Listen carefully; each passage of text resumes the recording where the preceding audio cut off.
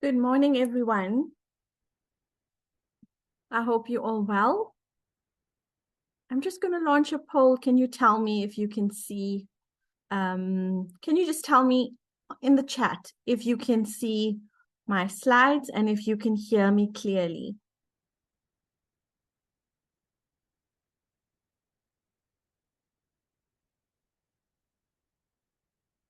Okay, that's great. Thank you so much. I was just waiting for more students to join this morning. This morning's session will be a revision session where we will be covering a correction of error question 26.7.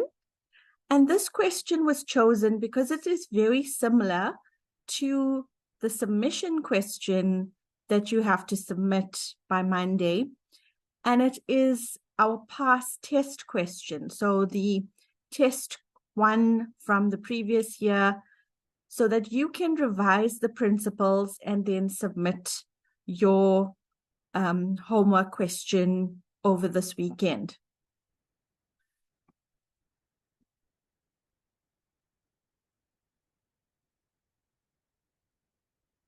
So before we begin, just some notices. We've got good news that we are back to campus from the 21st of August, which means that our next lecture and our tutorials going forward will be on campus. We are delighted to be back on campus so that we are face-to-face once again. Your SAGE deadline for your project is the 31st of August. Please note that is for both the attempts. So if you want to improve your mark, the higher of the 2 marks will be taken. And if you don't get 75% and you want 75%, you're welcome to redo the SAGE assessment. It's automatic. You don't have to request the second attempt. It will be available for you, so that if you get your 75%, then you have a certificate which you can add to your CV. If you have any queries regarding SAGE, you're welcome to email Kerry and myself, and we will assist you. TAT 3 submissions open today, due before Monday. Remember to attempt all parts in order to get a credit. Our first test is coming up on the 5th of September. Just a reminder of the scope for the test. It is TAT 1 to TAT 4, so all topics in those TATs. It's all the topics we've covered this year up to and including the first week of groups, which you cover next week. Your PGDA tutors are on leave next week because they're writing their test. So some groups, I think there'll be about 3 groups that will be merged next week. So please check your emails on Wednesday. You will be put into a new venue. So make sure that you find the venue and you arrive on time. And your SI recording has been uploaded.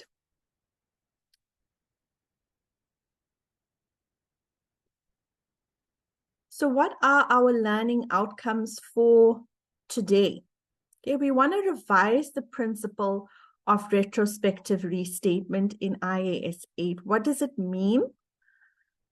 We want to revise correction of errors. How do we prepare the journal entries? What are the current tax effects, the deferred tax effects? How does this affect our financial statements? What is the disclosure? And then, of course, the correction of error note. And then finally, we want to look at how are our correction of errors different to changes in accounting policies. The treatment is similar, but how is it different in terms of disclosure?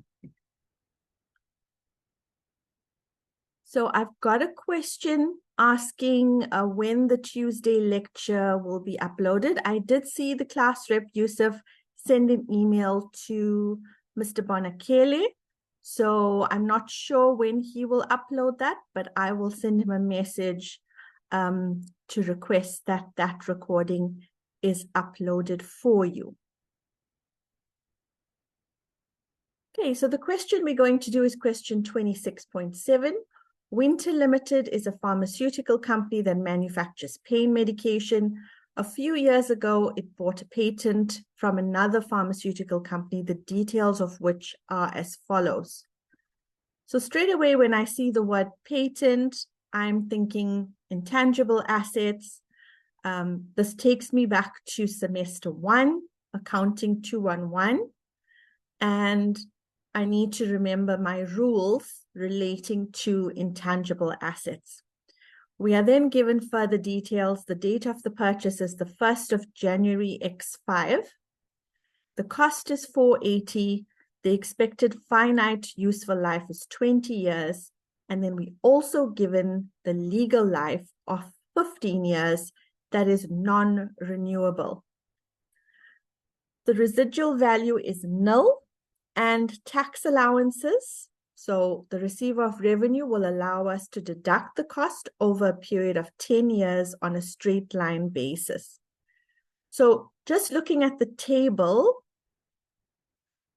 in my reading time, identify a date 20x5, which is about 3 years before the current year's date. So I'm dealing with an example that spans multiple years. So in my mind, the first thing I would want to do is draw up a timeline for myself. We've got 2 useful lives. We've got the finite useful life given to us, and we've got the legal life. And then we can see both of those are different then to the receiver of revenue's tax allowance, which is 10 years. So when I see the accounting allowance or accounting amortization is different to the tax allowance, straight away I know I have a temporary difference and I'm going to have a deferred tax impact. Okay, so that is what comes to mind when I'm reading the question. The cost was recognized as an intangible asset and was amortized over its expected finite useful life. So if I go up to the table, this intangible asset was amortized over 20 years. However, during 20X8, which is the current year, the accountant discovered that the patent acquisition agreement had given Winter the legal rights for a non-renewable period of only 15 years. And thus, the amortization period used of 20 years was inappropriate. So instead of using 20 years, we should have used 15 years. The effect on profits is considered to be material.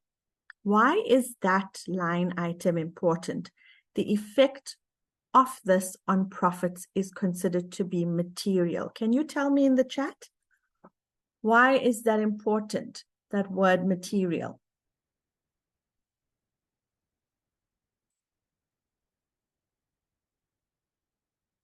Why is that important, that the effect on profits is considered to be material? Well done, Cyan. Nakia, well done.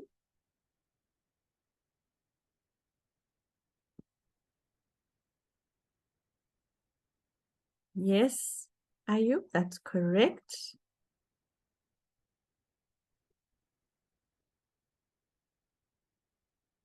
Yes, Kyron, it means that IAS 8 kicks in.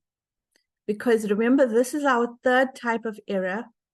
When the error is material, it means that we have retrospective restatement, and therefore we've got substantial disclosure that we have to prepare to inform the users that an error has taken place. Okay. Callum says, because we are inflating our profits, which could make our business appear more successful, which could influence the decision of our stakeholders. Yes, that is correct. Why is our profits being inflated?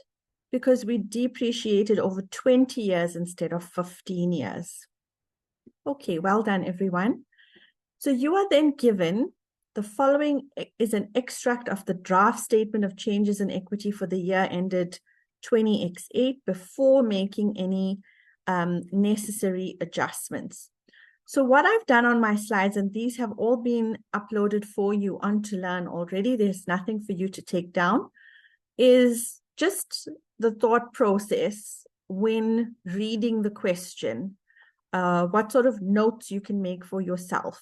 Right at the bottom of the slide, we know our year end is the 31st of December 20x8.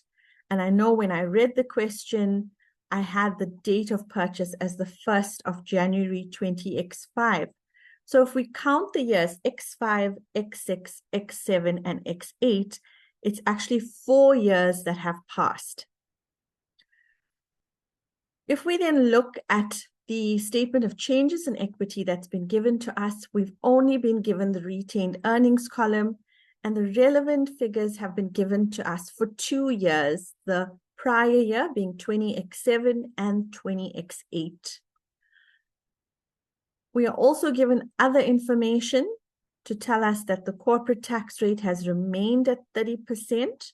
So if we know that the corporate tax rate has remained at 30%, 30% is being given to us. That is the rate that we're going to use in our current tax and deferred tax calculations. So the questions we have to ask ourselves while reading is, has there been an error made for current tax purposes? And will this have a deferred tax impact? So that is what should be going through your mind when you see that tax rate that's been given to you. You are required to show correcting journal entries for the year ended the 31st of December, and then you have to disclose the following in the financial statements: the correction of error note, the statement of changes in equity, and the statement of financial position. Now, this is important. I want you to remember this required and the order of the required, because whenever you get a correction of error question or a change in accounting policy question, this is the order that I would like you to follow when attempting a question. So first prepare your workings and your journal entries, then prepare your note, then your changes, statement of changes in equity, and then finally your statement of financial position. And the reason for that is if you follow this order, each working flows into the next. And in this way, you actually end up saving time and you can complete the question in the shortest amount of time. Okay. What do we need to remember when we are preparing journal entries? The dates for the journal entries. Remember, when we deal with retrospective restatement, we want to have a date on the first day of the first month of the current year, a narration for the journal.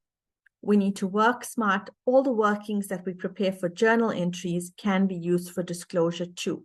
So we want to reference our workings upfront so we can use those references when we prepare our financial statements and our notes. Okay.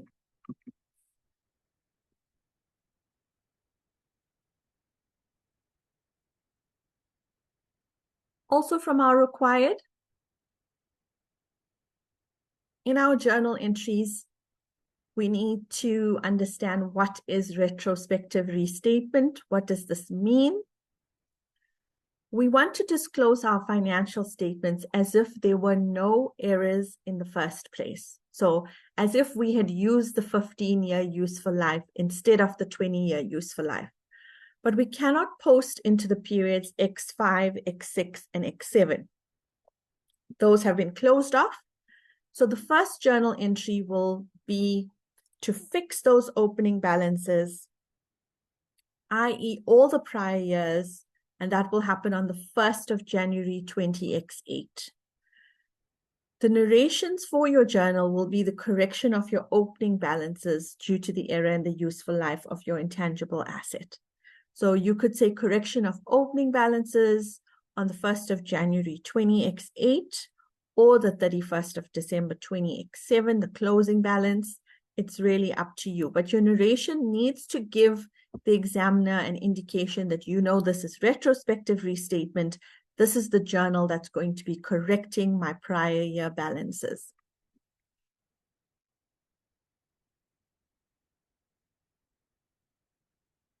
if your first journal is going to be to correct your prior year balances, your second journal entry is going to be to correct the current year for 20x8. Okay, now this question is silent as to whether they've already processed a journal entry for amortization for the current year or not.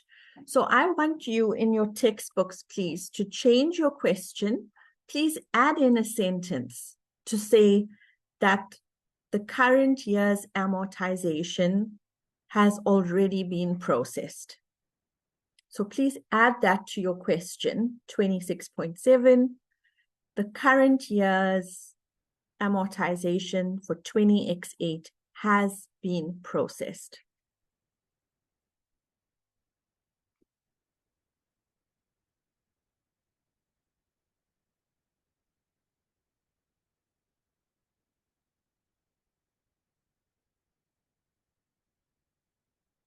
Okay, what I want you all to do is to draw up for yourselves a timeline. Draw up a timeline for yourself, and I'd like you to calculate the amortization for each year that we've had this asset. Okay, so what I would like you to do is to draw up 2 columns.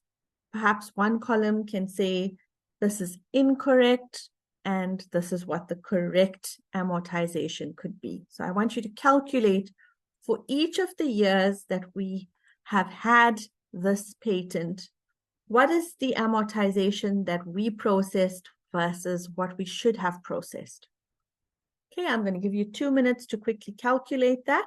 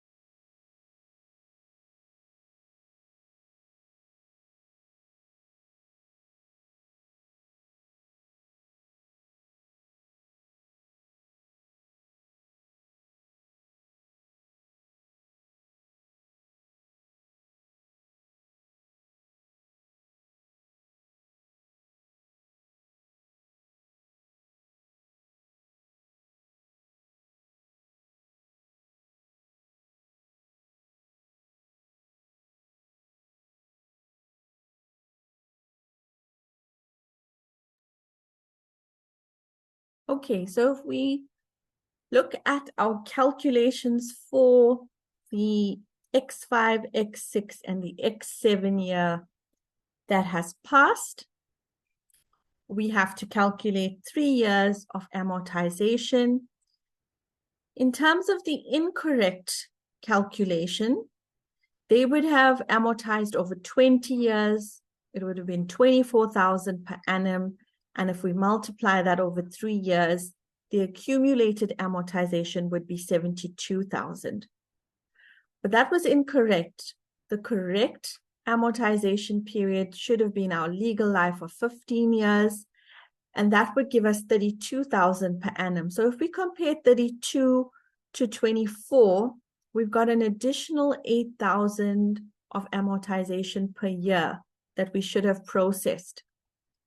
So 8,000 multiplied by 3 will give you an additional 24,000 of amortization that we now have to process in order to correct the error that we have made. So in order to do that, we'd have to process a journal entry. That journal entry would take place on the first day of the first month, 20x8, and we would have to debit, usually we would debit amortization, but we cannot debit amortization. We have to debit retained earnings instead, as amortization was closed off to our retained earnings in the prior year. So the additional 24,000 of amortization that we have to process now, instead of debiting amortization, we will debit retained earnings. Does everybody agree with me?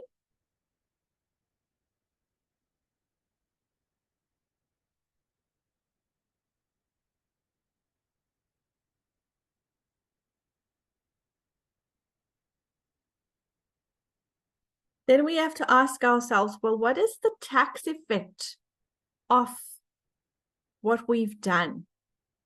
What is the tax effect of the journal entry that we've processed?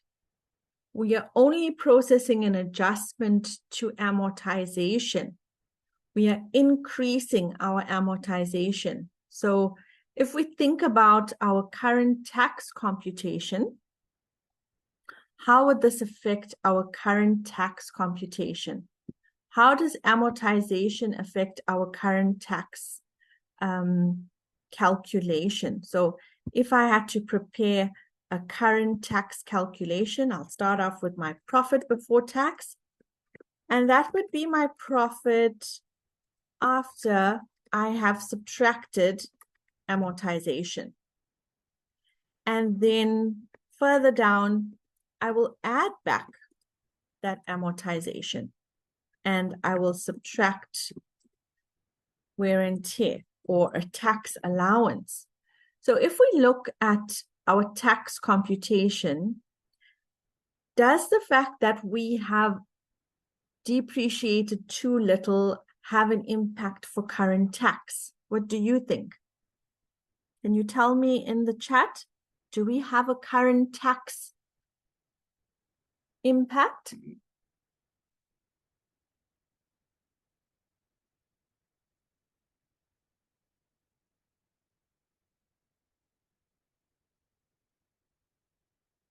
Okay, Nisi says no. Temba says no. Why no?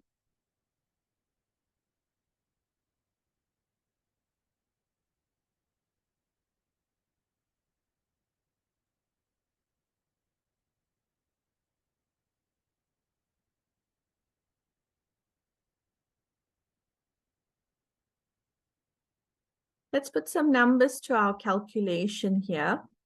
And let's assume that we subtracted the 24,000 here in our profit.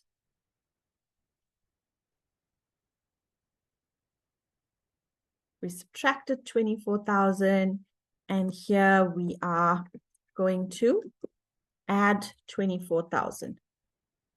Can you see that they cancel each other out? It makes no difference because we are subtracting 24 and then we're adding 24.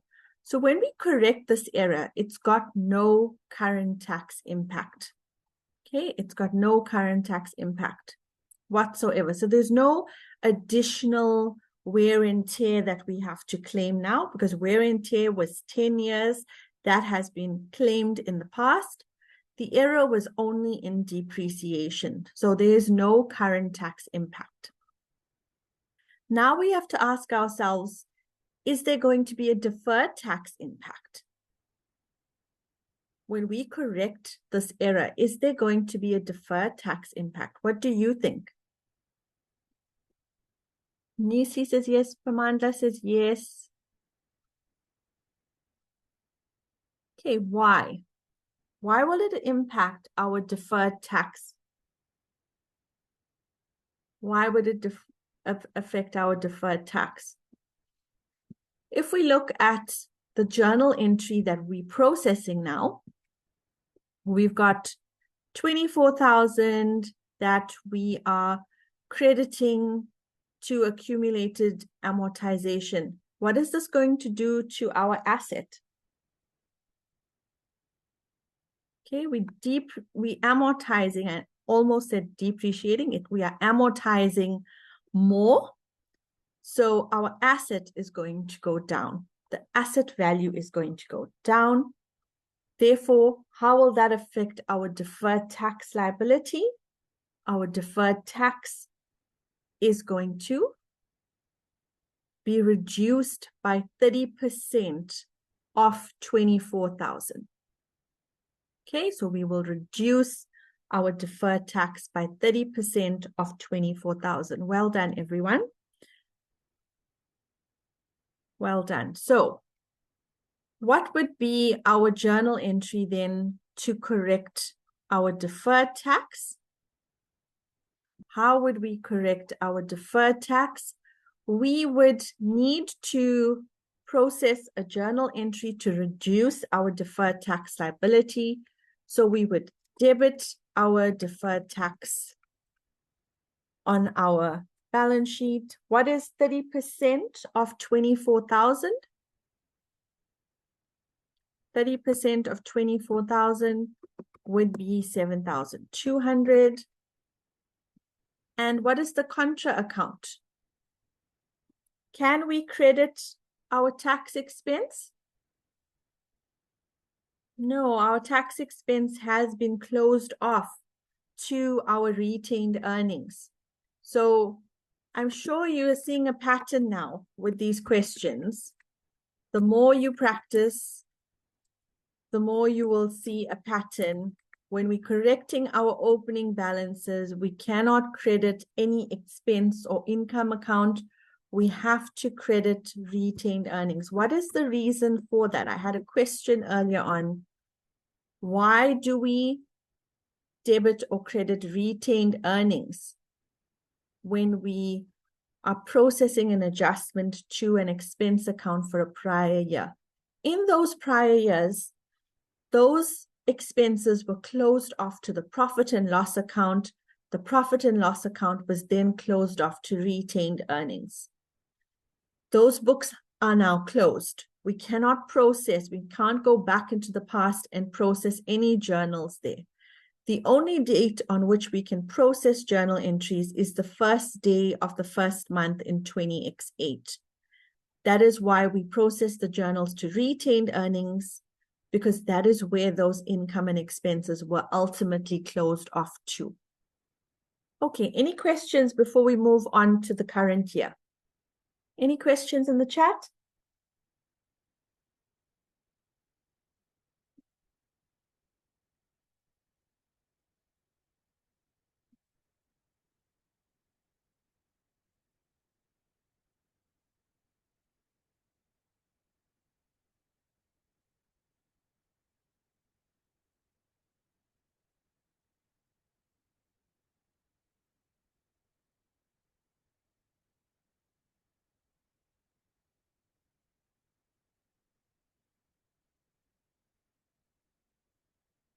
We are debiting a deferred tax liability. Why do we have a deferred tax liability? You can ask yourself, is that an asset or is that a liability? Okay. How do we find out whether it's an asset or a liability? Jadine has asked, will we be required to draw up a deferred tax table? Yes, you can draw up a deferred tax table. That is fine. It doesn't matter whether you're debiting an asset or a liability. You are debiting the deferred tax account on your statement of financial position. So you will debit deferred tax statement of financial position. If you want to find out if that is a deferred tax asset or liability, then you can draw up a deferred tax table for yourself. Simkelo asks, we use retained earnings for correction of error and change in accounting policy only. Yes, you will adjust your retained earnings whenever you have a correction of error or change in accounting policy and you are adjusting a prior year balance. Okay, so you want to adjust a prior year balance, but you cannot, you have to use retained earnings. Nisi, your question is, when you have a tax base that is less than your carrying amount, you have a deferred tax liability. Correct. So when your carrying amount is greater than your tax base, you have a deferred tax liability. When your carrying amount is greater than your tax base, you have a deferred tax liability. And for the opposite, you will have a deferred tax asset. Okay, I do have deferred tax videos and current tax videos at the bottom of our Learn page should you need any revision. Let's then move on to now I will upload the slide for you onto Learn. Let us now have a look at what would be our journal entry then for the new year. So for the current year, now that we are in the current year, what would be our journal entry for the current year? Usually the current year is easier because we now know what the amount of amortization is that we have to process. So we'll start off with the date, the 31st of the 12th, 20x8. And we can now debit amortization and we can credit accumulated amortization. And we need to know, well, what is the amount? Now, remember I said to you, you need to change your question to say that they've already processed the 24,000 of amortization for the current year, but they should have processed 32,000. So if we subtract the 24,000 that they have processed from the 32,000, we then have to catch up for this additional amortization of 8,000. So that is the amount that we'll have to process then in the current year. Once again, we're going to have no current tax impact because the error is only in amortization, but we will have a deferred tax impact. So we want to know, well, what is our deferred tax impact going to be? We've got an additional 8,000 of amortization that we're processing. This will decrease the value of our carrying amount. So we will have a lower deferred tax liability.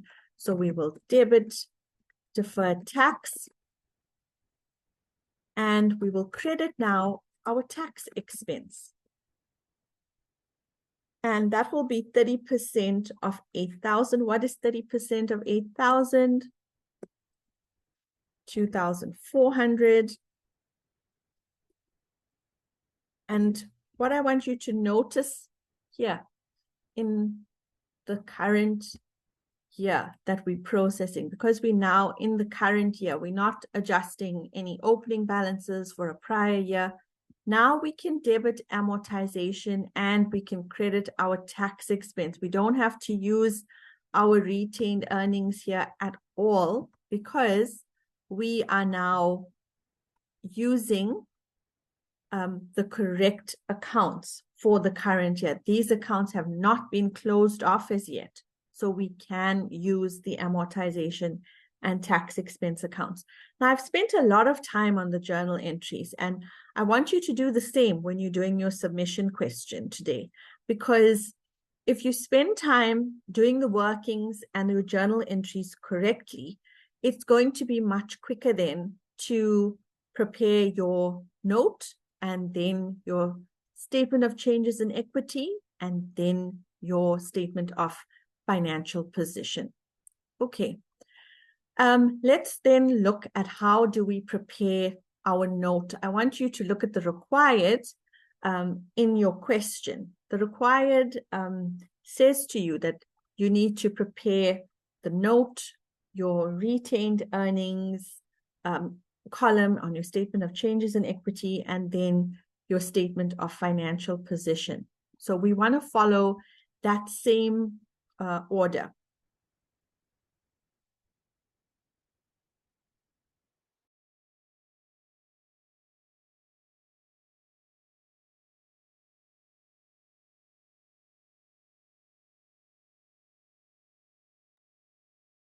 So what I've done on my slides for you is I've drawn up a deferred tax computation for you.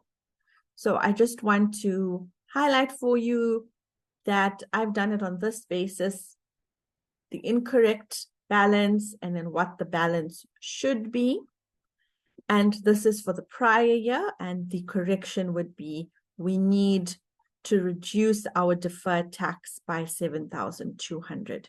Okay, so the question that you asked earlier, is it a deferred tax asset or is it a deferred tax liability? We can see that our carrying amount is 384. It's greater than our tax base of 336, which means that we have a deferred tax liability. Okay, so that will answer that question. Your journal entries, these are how they appear on your solution. And then what I've included on this slide is an explanation of the fact that there is no current tax impact. If we had subtracted 100 of amortization and added back amortization of 100, the impact is null. There's no impact whatsoever for current tax purposes. So this slide is just to remind you that when you have an error in amortization, and you can take this down, when you have an error in amortization or depreciation only, then there's not going to be a current tax impact.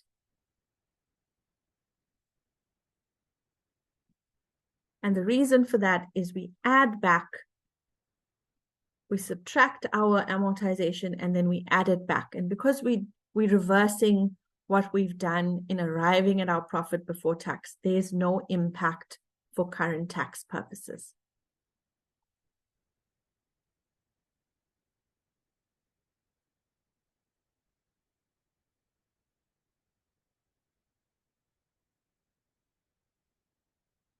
Okay, Zinschle is asking, why are we journalizing 8,000 and not the 32,000 that we've calculated, 480 divided by 15?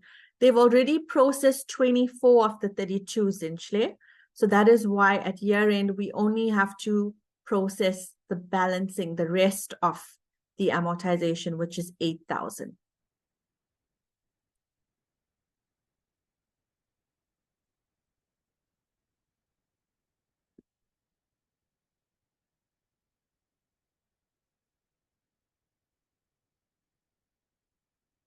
Okay, now I want us to look at the note. And I want you to make notes for yourselves with regards to the note. Number one, when we prepare a correction of error note, the first part of the note is our story. So it's our narrative. We have to tell the users exactly what has taken place. We've amortized over 20 years instead of 15 years. Okay. And then the effect of the correction on the prior years is as follows. Okay.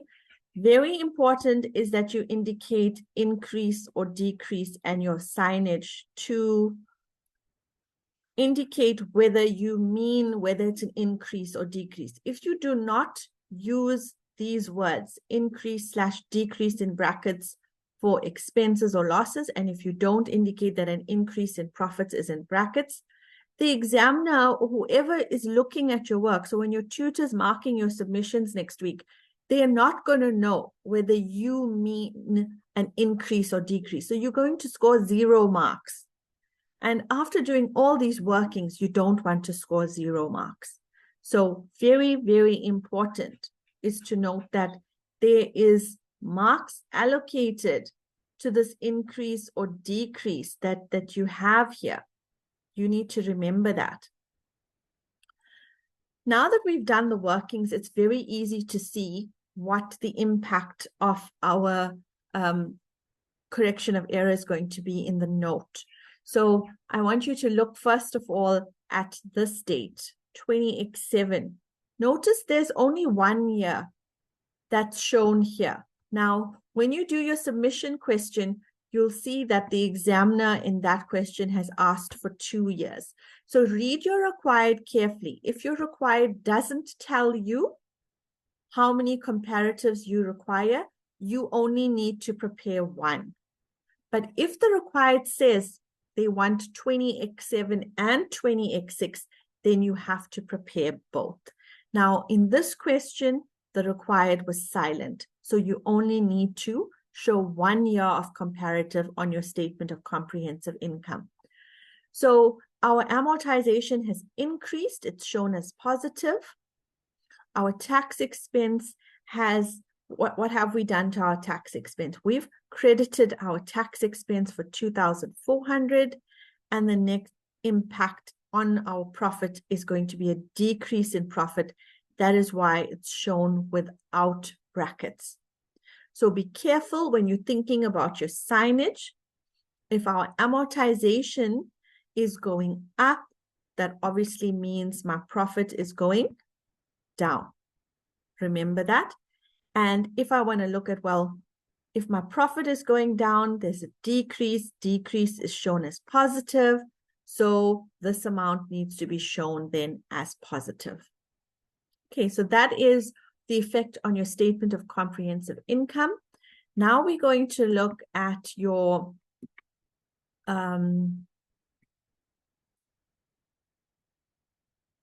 effect on your statement of financial position. And I want you to please note these corrections on your solution. This solution is on Learn, and my slides are also on Learn. I just want you to remember to make the correction.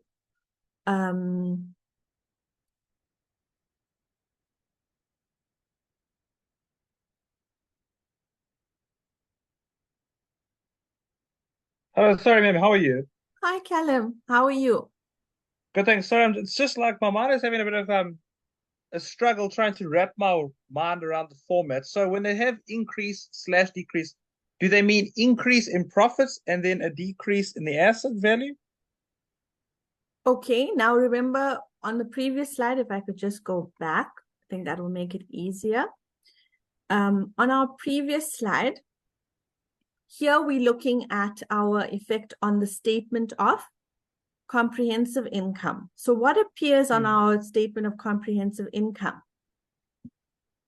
It's only Oh, sales. our expenses Sorry. and our Yeah. income and our profits or our losses. Okay, so when we say increase in brackets and then slash decrease without brackets, we are only referring to profits on this line. Okay, now I will upload the summary that I made for my class when we were face-to-face. Let me quickly do that for you. And I think it will make a lot more sense if you think of it in terms of general ledger, Callum. So please excuse my drawing. And if you want to think of this account as an asset or an expense, okay, this is the debit side, that is the credit side. And if we think about our asset and expenses, they go, oh, I beg your pardon, they go up on the debit side and they come down on the credit side. Okay, so the signage for asset and expenses is going to be the same. So When we show our signage, our increase is going to be positive, and our decrease is going to be in brackets for assets and expenses. Okay, you with me? Yes. Okay, so if we think of everything that is opposite to an asset and expense, okay, what would be opposite to an asset and an expense? A liability and income. Liability, it would be our what else? Liability, income, profits, anything equity related. Okay, that would be opposite to our asset and our expense. So we've got liability, we've got income, we've got any equity type account that you could have. That would be the opposite, because then on the debit side, they would come down, and on the credit side, they would go up. Can you see how the signage is different? Yes. They follow a different rule. And so on the credit side, they would go up, and on the debit side, they would come down. So all of these accounts, liability, income, and equity, how would the signage be for those types of accounts? Because they go up on the same side of your general ledger account, increases are shown in brackets and decreases are shown as positive. Can you see? Oh, I see. You put it in brackets because it's on the credit side. Yes. Okay, now I get you. Okay. So That makes sense. if you learn the rule for assets and expenses, everything else is going to be the opposite. Everybody with me? Perfect. Okay, that's the way I remember it. If you've got an easier way of remembering it, please share it with your TAT group on Wednesday. But this is the way that makes sense to me, and this is the way that I get the signage correct on my notes when I'm preparing financial statements. Okay, I'll save my scribbles for you, and I will upload this onto Learn. Okay, so if we go back then to our solution that we were looking at, and I want to look now at our statement of the effect on our statement of financial position. Here you'll see you've got the different signage now for your increase and decrease in your equity or your liabilities is different than to your signage for assets. It's the opposite. Okay, remember to take note of these corrections. What I want to draw to your attention is these two amounts here for retained earnings.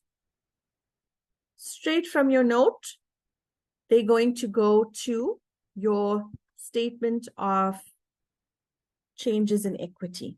Both of those amounts are going to go to your statement of changes in equity. Okay, so that is why we've done it in this order, because we've done the workings on our note. Now we can go and prepare our statement of changes in equity. Okay, so if we go to our statement of changes in equity then,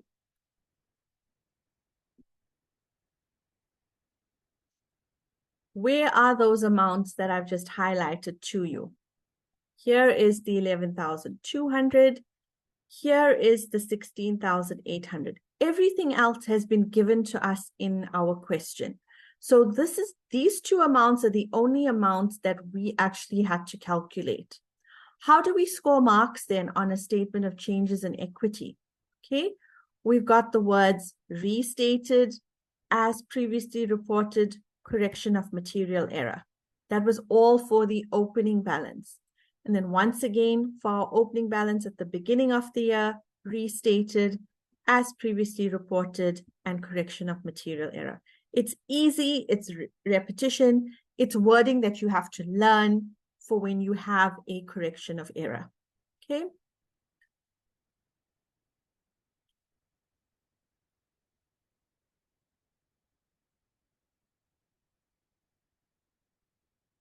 Let's look at our statement of financial position. Notice we've got the current year, but we've got 2 years of comparatives. always read your required. If your required is silent, then you know you've got to prepare 2 years of comparatives. Very important is these words restated at the top of the columns. That tells the users there's been an error. If they refer to their previous financial statements, these columns are going to be different. Okay. Then your statement of changes in equity that you've just prepared, all of those balances go straight to your statement of financial position. So as soon as you've finished your statement of changes in equity, you can go to your statement of financial position and complete this line item because you've got all the workings for each of those amounts. You've already done a deferred tax table, so you'll know exactly what your deferred tax should be at the end of each of those 3 years. Your intangible assets, you need to remember something very important, okay? Very, very important. Please write this down in your notes, that these amounts are cumulative. What do I mean by cumulative? It means that if we have amortized this asset by 32,000 in the year X5, in the year X6, we need to remember we need to do the X5 with the X6. Okay, so each year we bring forward the amortization from the previous period.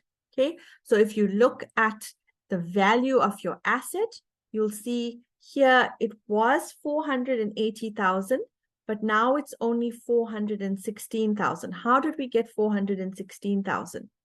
Okay, that amount would be your 480 less 2 years of 32,000. First in the X5 year and then in the X6 year.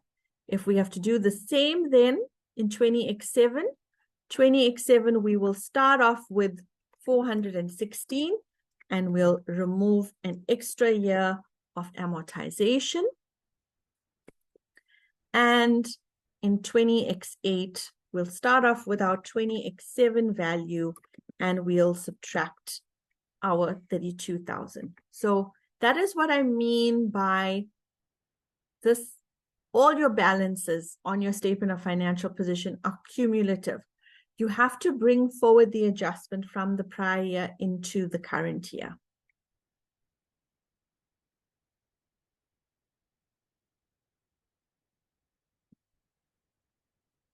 Okay, Tandal, where to wants me to repeat your statement of changes in equity. Okay, so here, if we go back to our statement of changes in equity, let me highlight these amounts for you so that you can see them. Okay, you've got the balance at the beginning of the 1st of January X7 is 628. Then you've got the balance at the beginning of 20X8. And then obviously I'm missing one figure here, which is the closing balance at the end of 20X8, which you'll see on your solution. These figures then are going to go straight to your statement of financial position. So if we go to our statement of financial position and look for these figures of 628 and 839, we'll see that they come straight from your statement of changes in equity. There's these values straight from your statement of changes in equity. Okay, so the reason why we've done our workings in this order is so that we can complete the question in the least amount of time. Remember, we always run out of time when we do accounting. So we want to try and complete the question. And in order to do that, we have to work smart. So do it in this order so that you can score the maximum amount of marks. Okay, I want you to practice this technique then with your submission question today. You have test 1 from last year, which is very similar to this question that we've just done. And then you have a question 26.8, which has a correction of error and change in accounting policy. And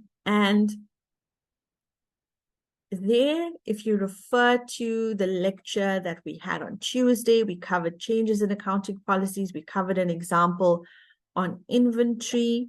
And there we changed the method that we use to value inventory. The 26.8 that you have to do for submission is very similar to the question that we did on Tuesday. Okay, I'm going to leave the chat open. We'll leave it there for today. Remember, our lectures next week are on campus, face-to-face, so we'll see you next week. Okay, have a great weekend.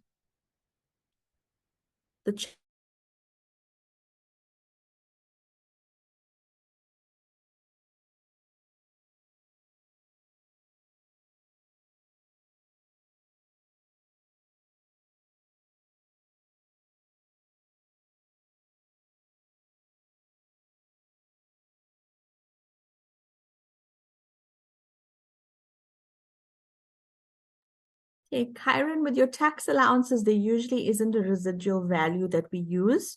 For tax allowances, we usually use the cost of the asset.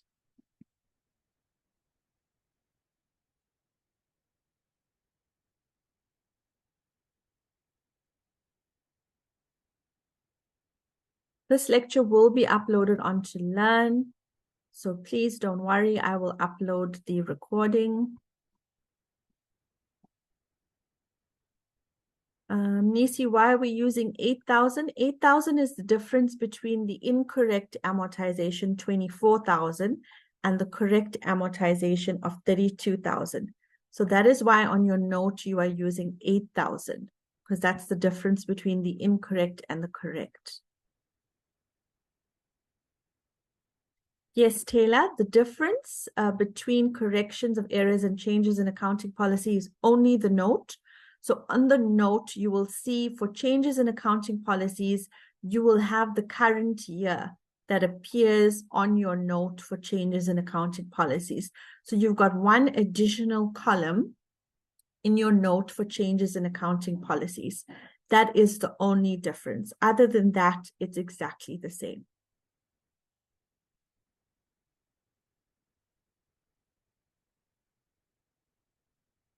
Can you explain again how we see if we need to bracket the tax expense on the note? Yes. So if we go back to the note, okay, here is our note. And we want to look at the tax expense on the note.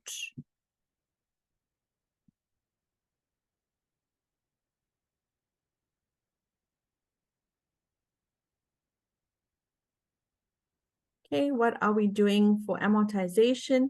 We are increasing our amortization, which means our profit's going to go down, which means that we have to pay more tax. So your tax expense will be 30% of the 8,000 adjustment that you've made. And if we're increasing our, I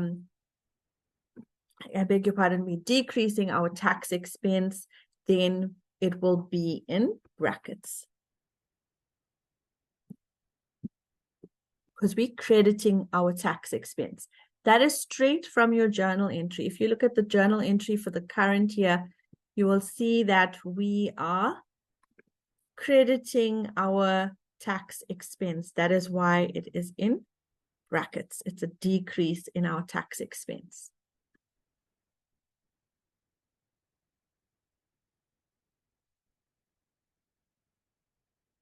Yes, your notes are going to be for 20x7. Nisi, because 20x7 is your prior year. Remember, for correction of error, you only have your prior year in your correction of error note. Okay, you don't have your current year in your note. But when we have changes in accounting policies, you'll have your current year and your prior years in your notes.